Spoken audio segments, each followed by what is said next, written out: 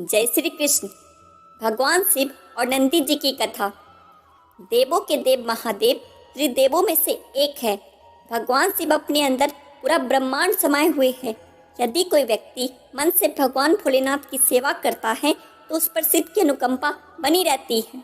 भगवान भोलेनाथ की बात हो और नंदी का उल्लेख ना हो तो यह थोड़ा असंभव है। नंदी भगवान भोलेनाथ के वाहन है और उनके सबसे प्रिय भक्तों में से एक है।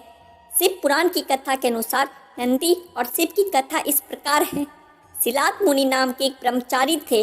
सिलाद निरंतर अपने योग और तप आदि में व्यस्त रहते थे, जिसके कारण वह गृहस्थ आश्रम नहीं अपनाना चाहते थे।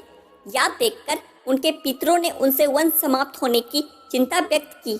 इस कारण उन्होंने संतान प्राप्ति के लिए इंद्रदेव से प्रार्थना की।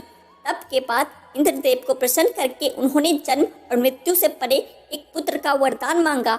इंद्र ने इस वरदान पर असमर्थता जताई और उनसे भगवान शिव को प्रसन्न करने के लिए कहा, जिसके पश्चात सिलाद मुनि ने कठिन तप कर भगवान शिव को प्रसन्न किया और उनके ही जैसे एक मृत्युहीन और अलौकिक पुत्र की कामना की। भगवान शिव ने मुनि को स्वयं पुत्र के रूप में जन्म लेने का वर दिया। थोड़े समय पश्चात जब सिलाद मुनि हल जोत रहे थे तब उन्हें वहाँ एक बालक मिला। मुनि ने उस बालक का नाम नंदी रखा। जब वह बालक बड़ा हुआ तो उनके आश्रम में मित्र और वरुण नामक दो मुनि आए। नंदी ने इन दोनों मुनियों की खूब सेवा की। दोनों ऋषि जब आश्रम से जाने लगे तो उन्होंने सिलाद मुनि को तो दीर्घायु रहने का आशीर्वाद दिया, किंतु नंदी को यह आशीर्वाद नहीं दिया। जब सिलाद मुनि ने इस संदर्भ में मुनिवरों से पूछा तो उन्होंने कहा कि हम यह आशीर्वाद नहीं दे सकते क्योंकि तुम्हारा पुत्र अल्पायु है। ऋषियों के इन वचनों को सुनकर सिलाद मुनि चिंतित रहने लगे। उनके पुत्र नंदी से उनकी यह चिंता नहीं देखी गई। उन्होंने अपने पिता से कहा कि जिसके ऊपर स्वयं भगवान शिव की कृपा है उसका भला कोई क्या बिगाड़ सकता है। इतना कहते ही वे मृत्यु पर विजय प्राप्त करने के लिए शिव की आराधना करने वन में चले गए। वन में उन्होंने अपने तप और ध्यान से भोलेनाथ को प्रसन्न किया। जब भगवान शिव ने उन्हें दर्शन दिए तब नंदी ने कहा कि प्रभु, मैं उम्र भर केवल आपकी सेवा करना चाहता हूँ। भगवान ने प्रसन्न होकर नंदी को वरदान दिया और कहा, पुत्र नंदी, तुम भय और मृत्यु से मुक्त अजर अमर रहोगे।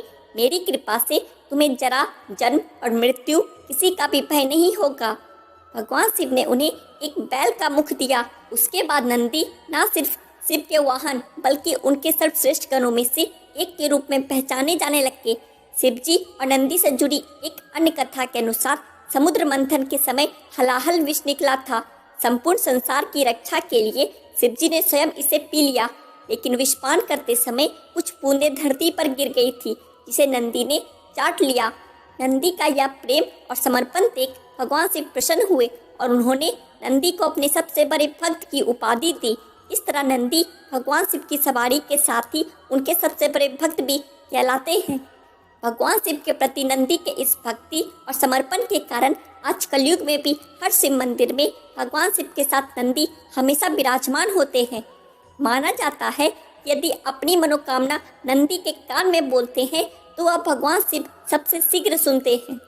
नंदी एक अनंत प्रतीक्षा के प्रतीक है, क्योंकि भारतीय संस्कृति में प्रतीक्षा को सबसे बड़ा गुण माना जाता है।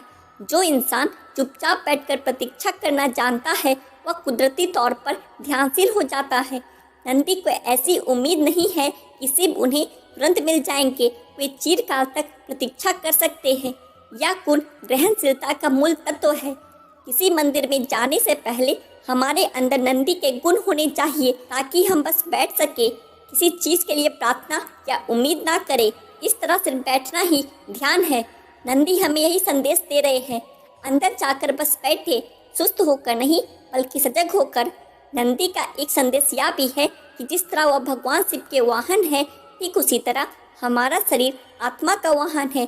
जैसे नंदी की दृष्टि शिव की ओर होती है, उसी तरह हमारी दृष्टि भी आत्मा की ओर होनी चाहिए। आशा करता हूँ आपको भोले बाबा के परम भक्त की यह कथा अच्छी लगी होगी। ऐसी और कथाओं के लिए हमारे चैनल को सब्सक्राइब करें। जय नंदी महाराज। हर हर महादेव।